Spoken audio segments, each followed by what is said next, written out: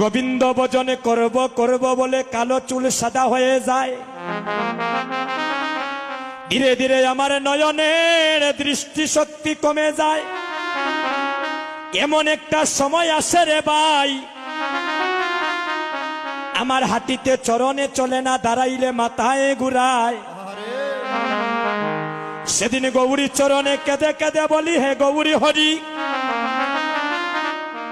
84 লক্ষ জুনি ভ্রমণী করে পেয়েছি সাদের মানবী জনম। এমন সাদের মানবে জনম পেয়ে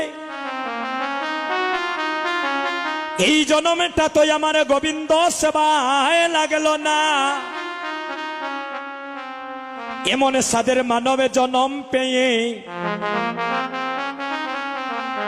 মায়ারে সংসারে মায়ারে মুহে পড়ে রইলাম। এমন ভজন যজ্ঞ দেহ পাইয়া একদিন ভক্ত সঙ্গ করিলাম না। আমার তো সনম তরি গাটে বান্দা, যেদিন তোমার ডাক আসবে আমাকে সেপারে চলে যেতে হবে। মাগো, আসার সময় একটা নদী পাড়ি দিয়েছিলাম, সেই নদীটার নাম